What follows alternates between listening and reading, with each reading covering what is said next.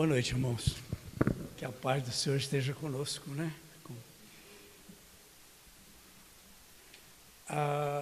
O tema de hoje é bem abrangente, que nós vamos o estudo da noite.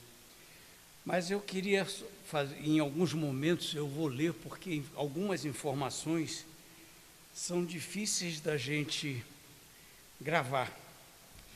Eu li sobre o Evangelho segundo o Espiritismo, o livro em si, como ele foi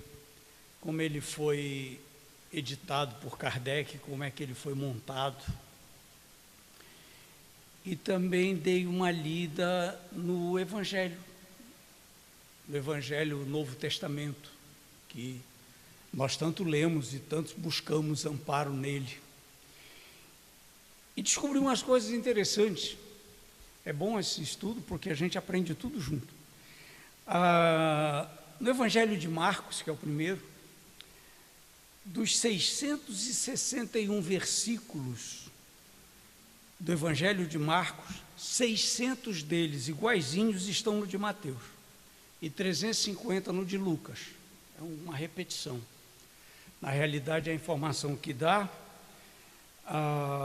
que diz inclusive que os Evangelhos de Mateus e Lucas têm 240 versículos em comum, que não constam no Evangelho de Marcos.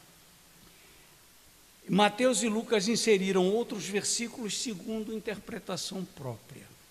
O que é que eles querem dizer aqui? Que Marcos, Mateus e Lucas, eles usaram duas fontes para escrever o Evangelho. Uma foi Pedro, a vivência de Pedro, as anotações de Pedro, alguns documentos da época. E a outra foi as informações que eles obtinham de pessoas do local, pessoas que ainda estavam vivas da época do Cristo, ou que participaram de eventos daquela época. Já João é completamente diferente, é um evangelho que não tem repetição, não tem espelho, nem em Marcos, nem em Lucas, porque João viveu com Jesus. E foi João que acompanhou Maria até o momento do desencarne de Maria, que é pouco citado em qualquer lugar onde se deu a morte de Maria, onde ela foi enterrada. Até hoje não sabem onde está o corpo de Maria. Mas uma coisa interessante que eu li foi que o Evangelho de João foi encontrado na cidade de Éfeso, no ano 100 depois de Cristo. E me lembrei porque eu tive a felicidade de ir a essa cidade. E é uma volta ao passado. Uma volta energética ao passado. Ali era uma capital em uma cidade enorme, 200 e poucos mil habitantes para a época. Tinha uma biblioteca maravilhosa, ainda tem lá o escombro da biblioteca, a coisa mais linda. E um templo da deusa Artemis, que era a deusa maior na época para aquele povo, que era uma das 7 maravilhas do mundo em construção. Mas também era um centro de propagação cristã. Era ali que muitos cristãos fugidos dos romanos iam buscar abrigo. Estava no meio da Turquia, a cidade de Éfeso. Tinha até determinados pontos marcados na cidade, onde os cristãos permaneciam o dia inteiro ali em pé, e outros cristãos passavam, mas não se identificavam para ver se aquela pessoa não era um espião romano, alguma coisa desse tipo. Mas o que aconteceu? Quando Jesus foi crucificado, que ele entregou João para Maria e Maria para João, os dois saíram daquela região e foram para a Turquia, para a cidade de Éfeso, num primeiro momento. 2.000 quilômetros em lombo de burro e a pé. Um a pé, o outro no lombo de um jumento. Foram meses caminhando até chegar no local. E quando chegaram em Éfeso, foram encaminhados para um local que é um morro bem pertinho da cidade, fica uns 30 quilômetros, 35 quilômetros de Éfeso.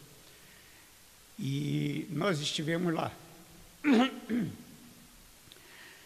Era um vilarejozinho de 12, 15 cabanas, mais nada, cabanas de palha e madeira.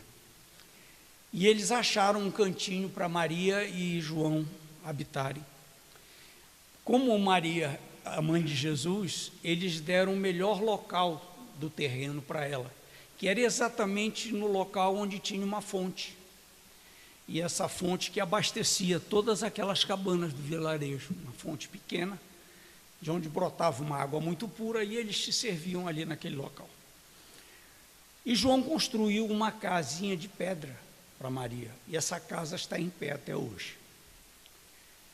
E é uma energia fantástica. Você entra ali, é como se estivesse abraçando o mundo. É um cômodo só de entrada, uma divisãozinha para a direita muito pequena e a porta de saída. E aquilo é cuidado pelo governo turco com um carinho muito grande.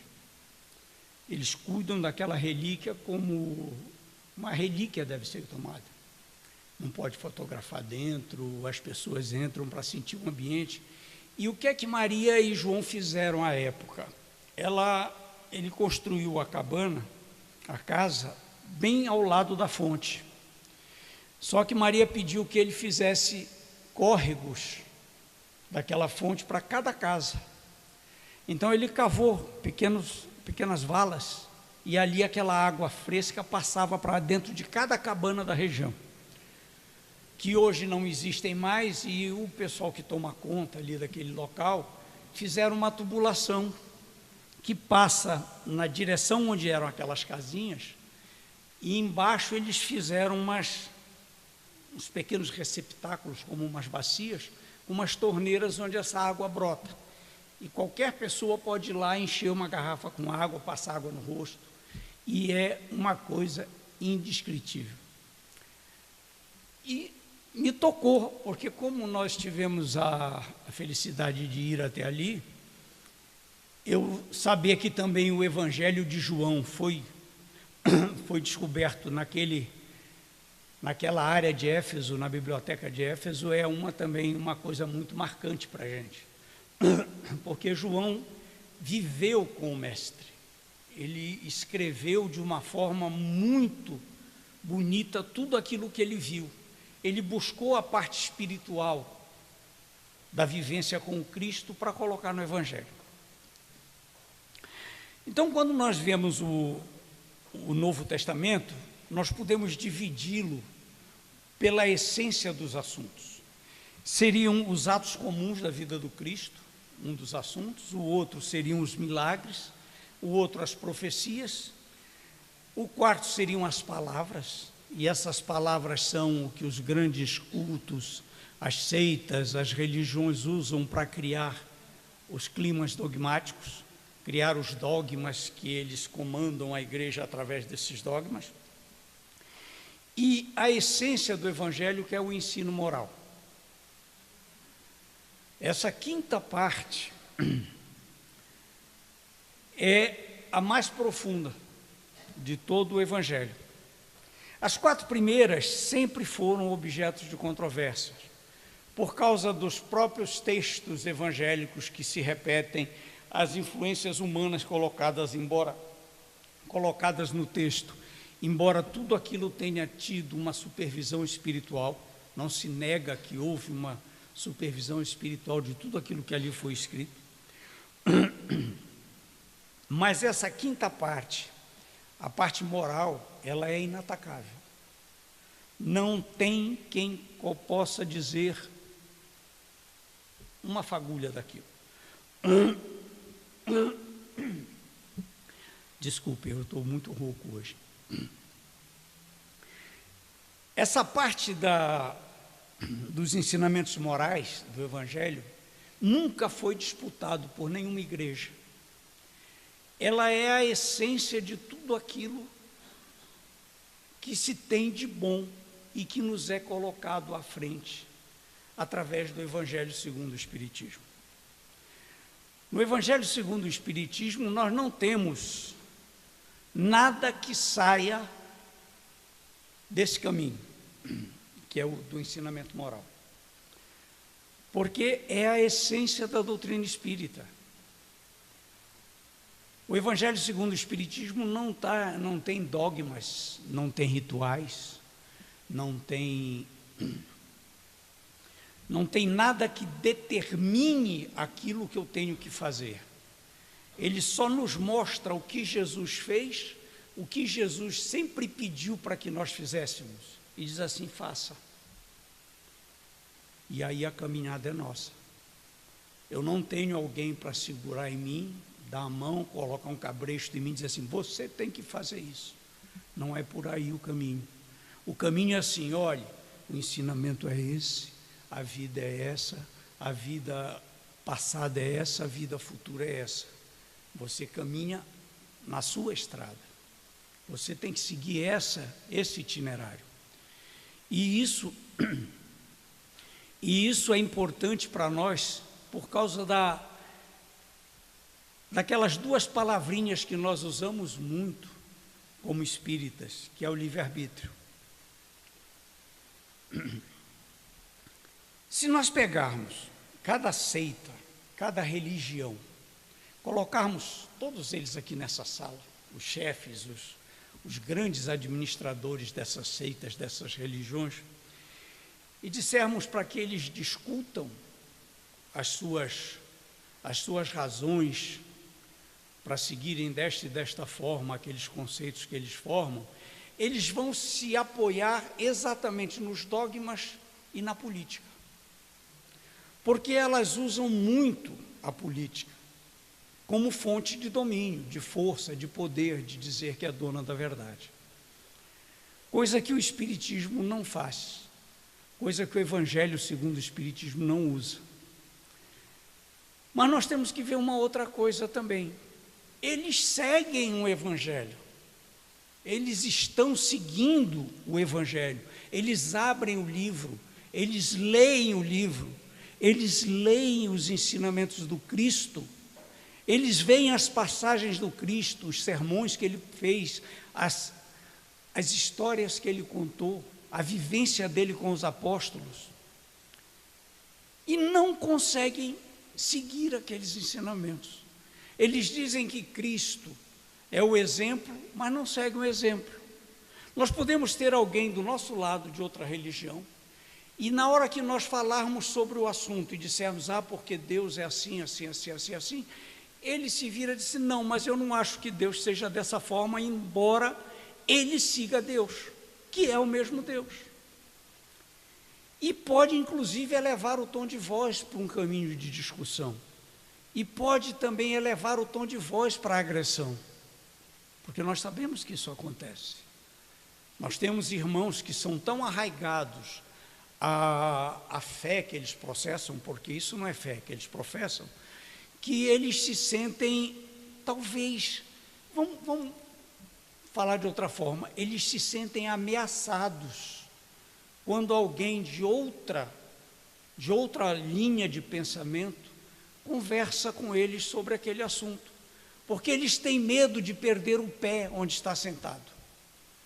Eles se firmam numa base que é levada por alguém, eles deixam que alguém os controle, porque esse alguém determina o que deve ser feito. Tem que ser feito assim, você vai fazer assado, você vai viver assim, você tem que seguir dessa forma. Por quê? Porque é dogma de fé. Se você não fizer, vai para o inferno. E aí alguém diz assim: não, mas eu não sigo desta forma, eu faço assim, assim, assim, eu penso, eu discuto. Se alguém fala alguma coisa e eu acho que não é aquilo que está certo, eu vou pesquisar para saber se está certo. E isso nós já dissemos aqui várias vezes. Toda vez que alguém fala alguma coisa, vem para cá para o púlpito e fala com vocês, não significa que a gente seja o dono da verdade.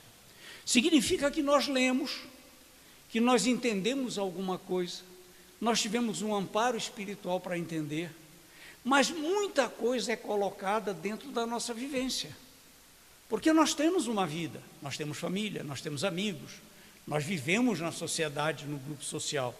Então, as coisas que eu vivo e que eu vivencio influenciam de alguma forma as coisas que eu digo, que eu falo e que eu faço. E é aí que tem a dificuldade do entendimento. Então, a gente vem e fala alguma coisa, falar baseado no Evangelho segundo o Espiritismo, no Livro dos Espíritos, nas obras básicas e naquilo que a gente vê e ouve acontecer na casa. Mas alguém pode dizer assim, mas eu não acho que seja totalmente este o caminho. Então, o Espiritismo diz assim, então pesquise, estude, busque o caminho, pergunte para quem lhe disse alguma coisa. Você falou alguma coisa? Pergunte. É a fé raciocinada. É a fé que eu tenho, mas daquilo que eu conheço, daquilo que eu sei. O Evangelho é o caminho. O Evangelho é o caminho que é traçado para mim, mas que eu faço com as minhas pernas. Porque nós não somos Cristo. Nós não chegamos nem ao pó da sandália que ele calçou. Então nós temos uma caminhada toda própria. Nós temos as nossas deficiências, nós temos os nossos erros, nós temos o mau desenvolvimento que nós damos para as coisas que fazemos. Tudo isso influencia a nossa vida. Tudo isso faz parte do nosso crescimento, do nosso desenvolvimento espiritual. Então nós temos que entender isso. Quando Jesus começou a pregar, que ele começou a passar as informações que ele veio trazer para nós, ele falava de uma forma bem alegórica e às vezes muito direta. Em alguns momentos a gente lê o texto do Evangelho e diz, puxa, Jesus foi grosseiro aqui nesse... Ele foi firme. Mas por quê? Porque era uma outra época, uma outra lei. Os romanos tomavam conta da coisa, os judeus pensavam de uma forma, fariseus de outra, tinha toda aquela gama de pensamentos e de maneiras de ser e de se comportar de uma época. E a forma de falar, se ele não falasse daquela forma, o povo não entenderia. Mas nós temos que ver também uma outra coisa. Jesus estava mandando um recado para frente, não era só para aquela época. Ele estava mandando um recado para 2, 3, 4 mil anos para frente. Então ele falava, às vezes por metáforas, às vezes por histórias que a gente achava sem pé nem cabeça, porque elas faziam confusão no nosso conhecimento. Então, se você pegar o Velho Testamento e começar a ler de ponta a ponta, a gente vai ficar meio... o que é que ele queria dizer aqui? Porque nem sempre a gente entende. E isso é fato, porque foi feito de uma forma em que a gente tem que entender depois que entender um ponto. Você entende um ponto, aprende mais um ponto. Entende aquele segundo ponto, aprende outro ponto. Para os apóstolos, ele já ensinava de uma forma diferente, porque os apóstolos já tinham uma certa elevação moral e uma noção intelectual melhor do que do povo a quem ele atendia. Então a forma como ele ensinava os apóstolos era diferente da forma como ele ensinava o povo, mas a essência era a mesma. O amor acima de tudo, a união entre os seres humanos acima de tudo. Então, por exemplo, quando ele diz assim, que aquele rapaz chega para ele e diz assim, um dos exemplos fantásticos que ele dá, ele diz assim, o rapaz chega para ele e diz assim, meu bom Jesus, ele diz, bom não, bom é Deus. Ele já disse ali, eu não sou bom tanto quanto Deus, porque eu não sou Deus. E tem religiões que acham que Jesus é Deus. Jesus é filho de Deus como nós somos. Ele evoluiu muito, está lá perto de Deus, tem missões que nenhum de nós conseguiria suportar, inclusive aquela de vir e morrer por nossa causa. Então ele diz isso: bom é Deus. Assim como a bondade divina não chega, nós não conseguimos chegar e nem mensurar a bondade divina. Mas aí o rapaz pergunta o que deve fazer. Aí ele diz assim: você tem que seguir os mandamentos. Amar a Deus sobre todas as coisas, não é isso? Não roubar, não matar, honrar teu pai e tua mãe. E ele conta toda aquela história, aquela vivência feita na frente dos apóstolos. E o comentário final dele com os apóstolos é que é mais difícil um camelo passar no buraco, é mais fácil um camelo passar no buraco de uma agulha do que um rico entrar no reino dos céus. Então, em várias ocasiões, ele exemplificava com os questionamentos que lhe eram feitos na frente da população. Um desses questionamentos, que é também muito importante e é a essência de tudo que a gente aprende, é quando alguém lhe pergunta: mestre, qual é o maior dos mandamentos? E ele diz assim: amar a Deus sobre todas as coisas. E o segundo, que é tão importante quanto este: amar ao próximo como a si mesmo.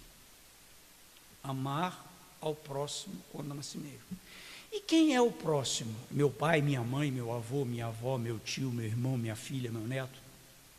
Isso aí é muito próximo. É como diz também no texto do Evangelho: amar a quem nos ama é fácil.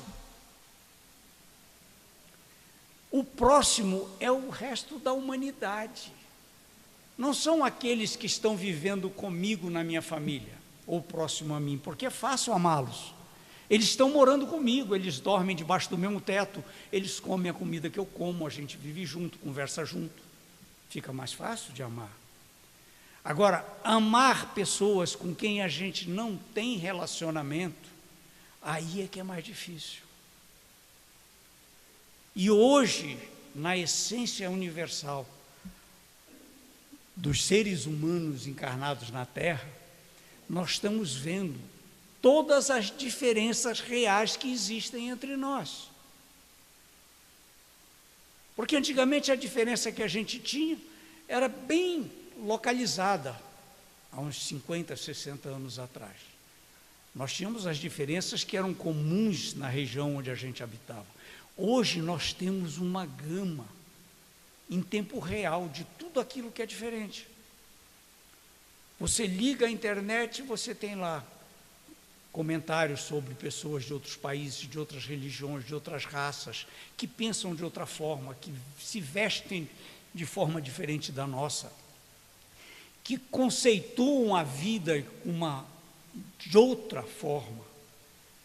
E aí, como é que eu vou amá-los? Como é que eu vou respeitá-los? Se em alguns momentos, quando uma pessoa dessa se chega para perto de mim, eu sinto uma diferença muito grande e eu não sei como tratá-lo. Porque se eu tratá-lo da mesma forma que eu estou habituado, talvez eu o ofenda. Nós ainda temos esse problema.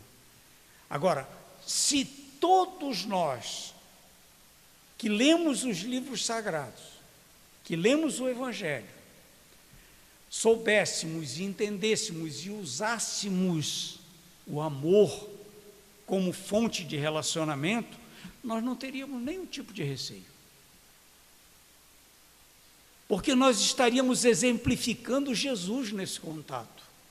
Nós estaríamos buscando no Mestre a essência daquilo que eu quero fazer, a essência das minhas atitudes, da minha noção de vida, do meu atendimento para com as pessoas que vêm buscar a minha companhia em qualquer momento.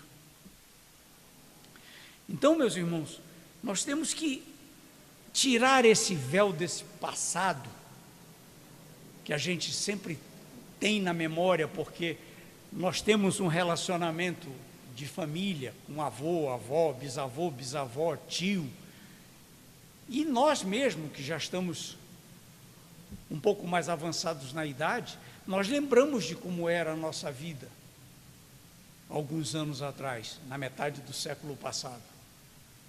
Hoje não é mais assim. Hoje a informação é tão rápida que, se nós não nos equilibrarmos, nós vamos cair pelo susto.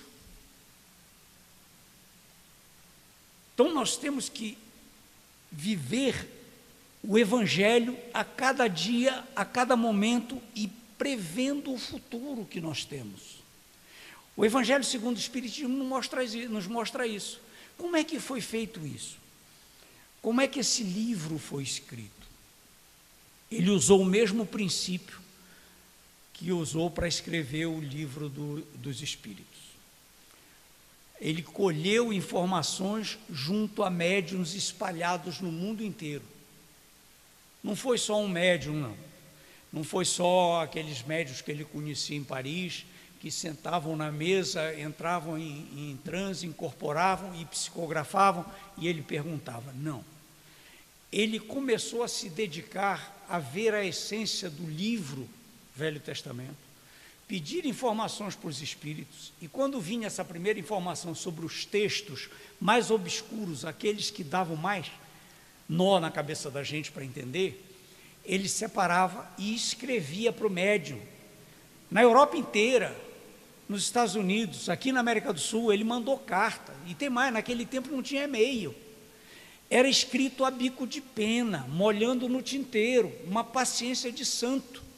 Ele tinha que meter o tinteiro, escrever, passar o mata-borrão, porque se dobrasse com a tinta úmida, borrava tudo, ele perdia a carta, envelopar, pagar o selo, despachar no correio, depois receber toda essa correspondência de volta e catalogar as respostas, para conferir se as respostas batiam umas com as outras.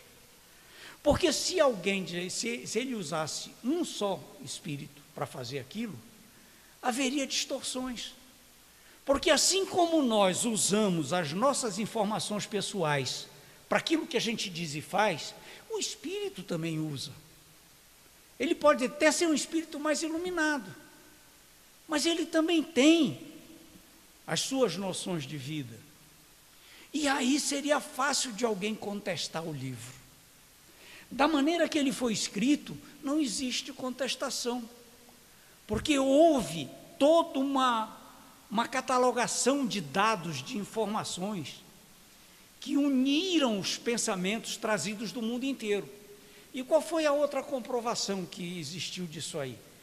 Que os espíritos estão em todos os cantos do planeta, não estão só em Paris, ou só aqui em Brasília.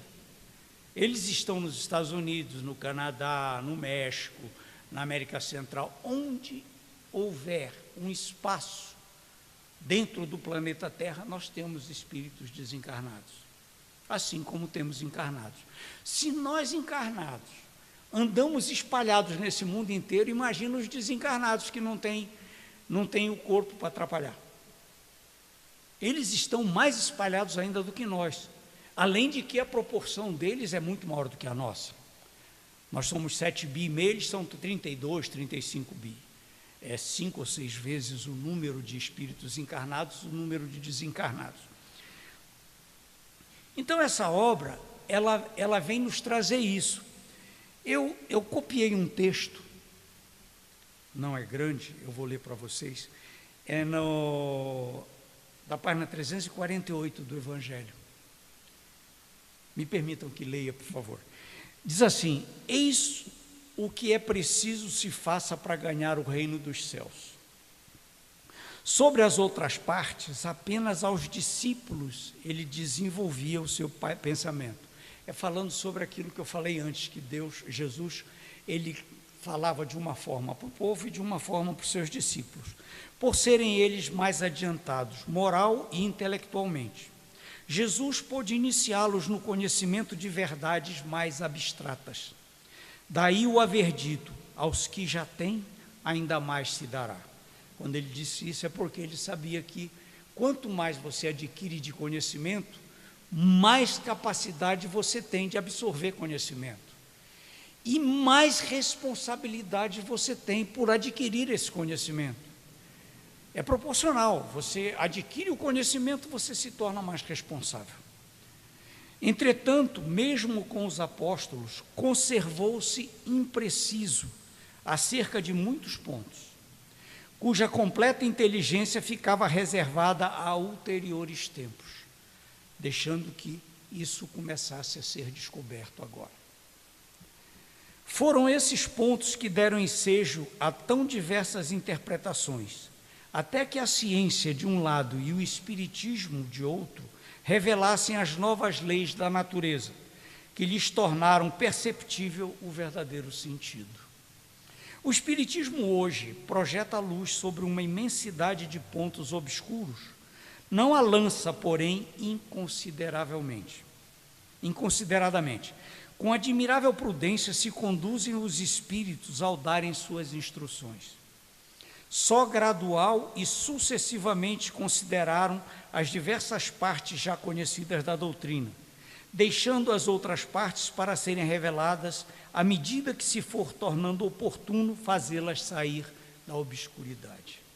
Foi aquilo que eu falei, quando a gente aprende um pouco, a gente tem condições de aprender um pouco mais, porque todo aprendizado ele parte de um ponto, ele vai desse ponto e vai crescendo gradativamente.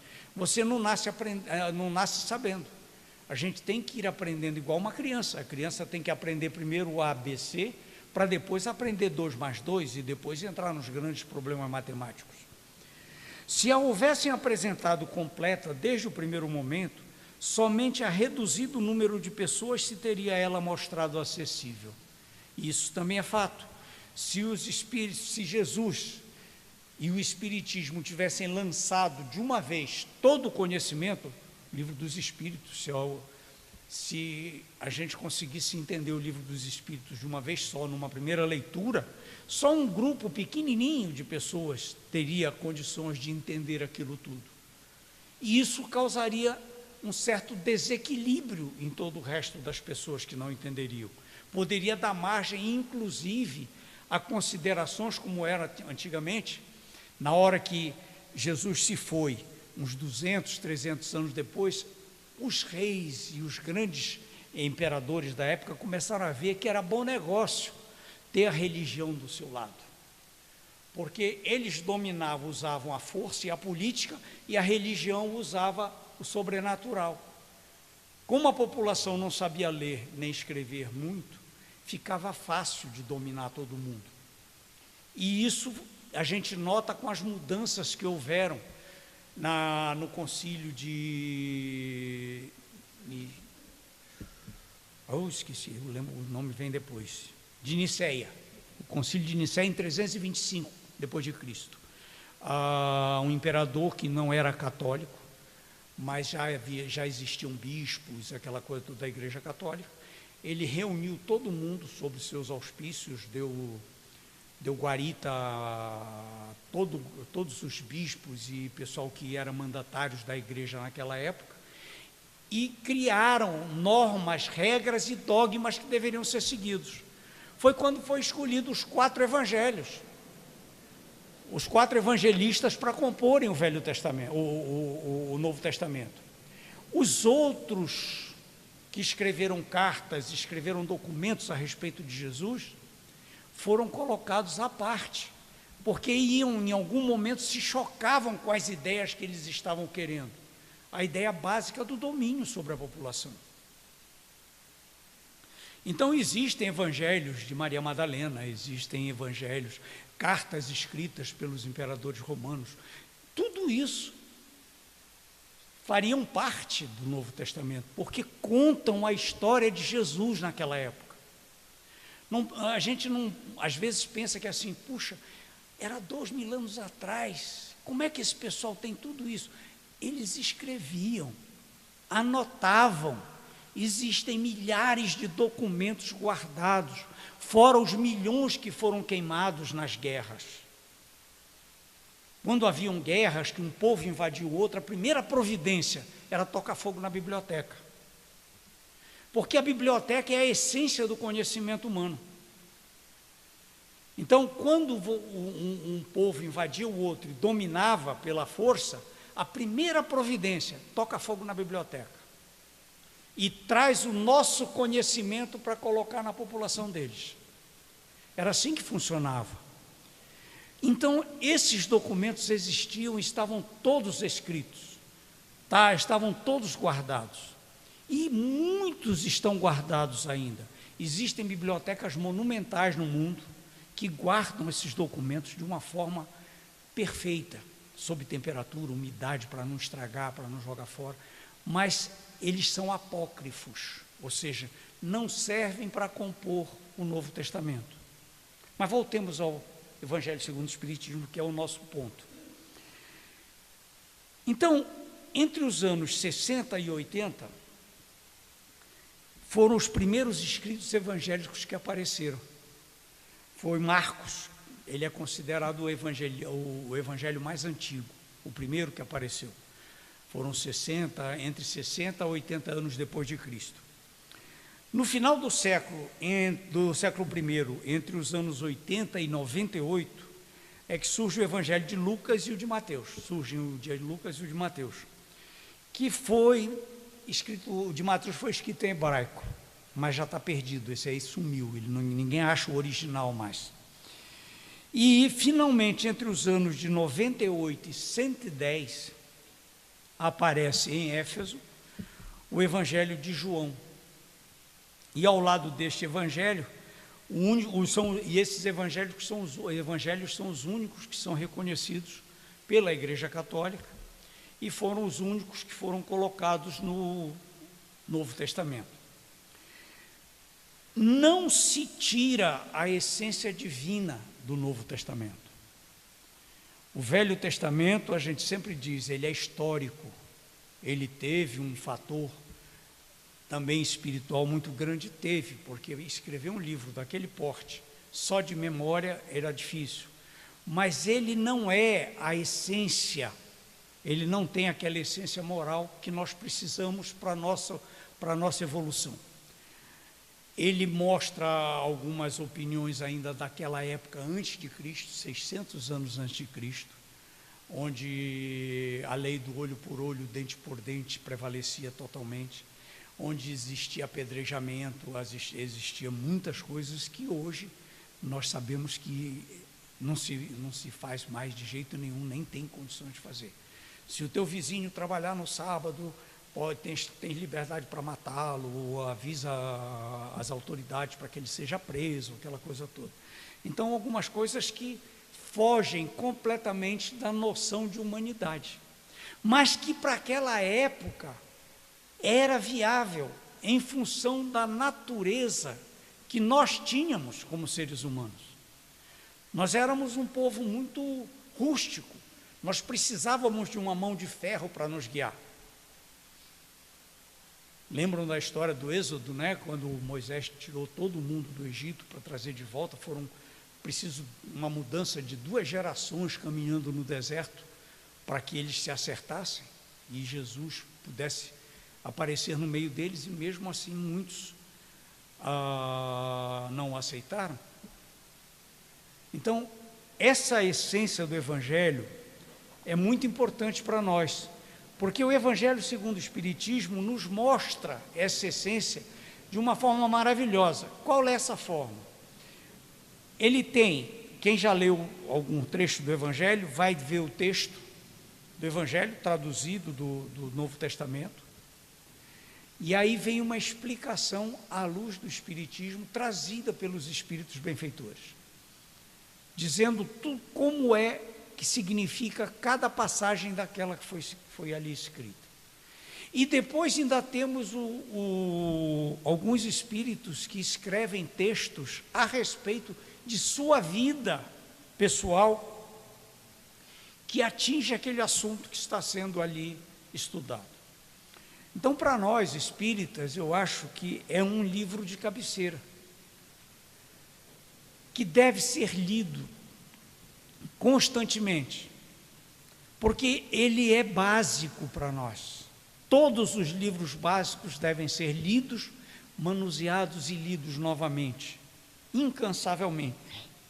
Mas nós também temos que ler os livros que se seguem, que estão sendo produzidos agora, que é uma coisa que a gente tem que raciocinar assim. Em 1920, depois que saíram os livros de Kardec, do Espiritismo, muitos livros psicografados foram postos no mercado para que a gente lesse. Muitos livros que nós lemos aqui no Brasil no começo do século, no meado do século passado, eram livros que foram produzidos por médiuns russos, alemães, ingleses. Depois começaram a ser escritos por médiuns brasileiros. Mas a essência desses livros eram romanceados. Eram as histórias de famílias, de espíritos que desencarnaram com ódio, tiveram que voltar como filho, e tem todo aquele envolvimento das famílias numa geração, noutra geração. Aquilo nos empolgava muito. E na maior das vezes, nós nos esquecíamos da essência que estava nos mostrando ali. Que essência era essa? Era a vida do espírito, não era a vida do encarnado.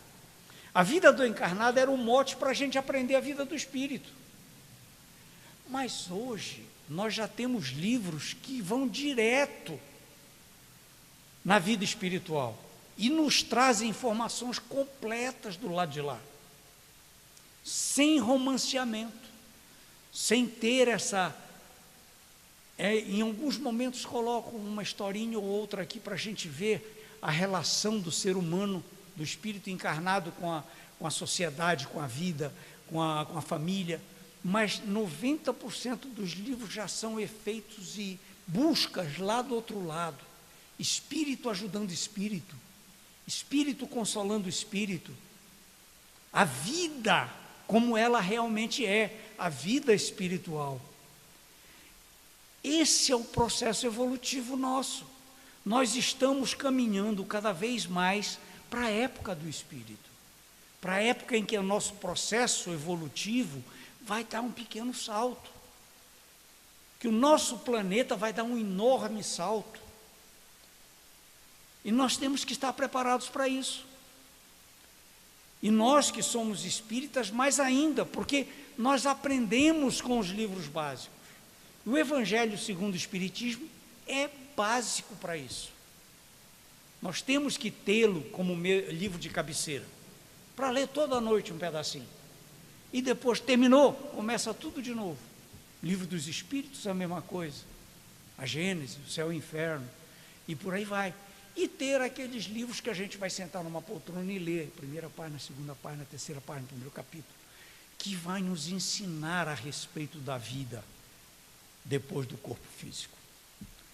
E assim, meus irmãos, se nós deixarmos o Evangelho segundo o Espiritismo, nós vamos falar nisso mais em 3 ou 4 fases, porque tem muita coisa para a gente saber a respeito de tudo que se passou na época do Cristo, até o aparecimento do primeiro livro, 60 anos depois. Que a paz do Senhor esteja com todos, que assim seja.